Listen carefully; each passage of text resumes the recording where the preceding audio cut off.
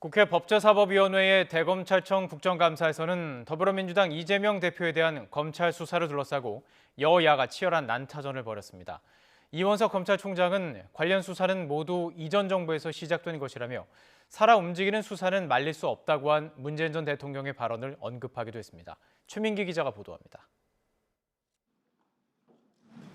대검찰청 국정감사에선 민주당 이재명 대표를 향한 검찰 수사 성토와 엄정한 수사 요구가 함께 터져나왔습니다. 민주당은 법원에서 구속영장이 기각된 점을 강조하며 검찰이 범죄 입증도 못하면서 오랜 기간 과도한 수사를 하고 있다고 쏘아붙였습니다.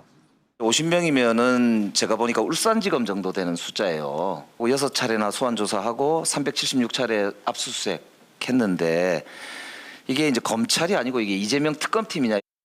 반면 국민의힘은 이렇게 의혹이 많은 정치인이 있었느냐며 이 대표의 대선 여론조작 의혹 관여 여부도 규명해야 한다고 날을 세웠습니다. 대선 전날인 작년 3월 8일에 이재명 당시 후보가 문자로 475만 명에게 발송을 했습니다. 이재명 대표를 향해서도 저는 이 칼날이 이 수사의 전모가 밝혀져야 생각하는데 총장 생각은 어떠십니까? 이원석 검찰총장은 이 대표 관련 수사는 위증교사 사건을 제외하고 모두 이전 정부에서 시작된 것이라면서 문재인 전 대통령 발언을 인용하기도 했습니다. 문 전 대통령께서 이런 말씀을 현재 계실 때 취임 2주년일 때 하셨더군요. 살아 움직이는 수사를 말릴 수도 없는 거 아니냐, 그런 표현을 쓰셨습니다. 국감에서는 이 대표 관련 수사를 지휘하는 이정섭 수원지검 2차장 검사의 추가 의혹도 제기됐습니다. 앞서 위장 전임 의혹 등을 폭로한 김의겸 의원은 지난 2020년 말 2차장 검사가 가족 지인과 모임을 하면서 수사를 맡기도 한 기업 관계자로부터 접대를 받았다고 주장했습니다.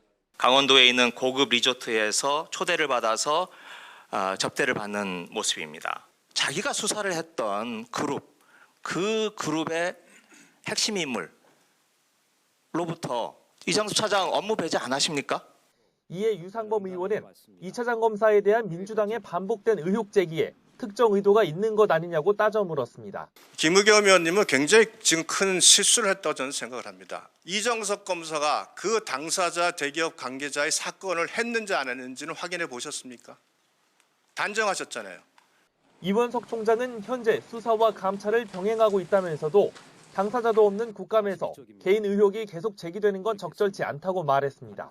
진위가 확인되지 않은 상황에서 이 사람에 대한 인사청문회를 하는 것도 아닌데 수원지검 2차장으로 안 갔으면 이정섭 차장에 대해서 이런 의혹이 제기가 되었을까? 이 총장은 또 김건희 여사의 도이치모터스 주가 조작 의혹 수사가 미진하다는 야당 의원 지적엔 일선의 성역 없는 수사를 강조하고 있다며 바르게 결론 날 것이라고 답했습니다. YTN 최민기입니다.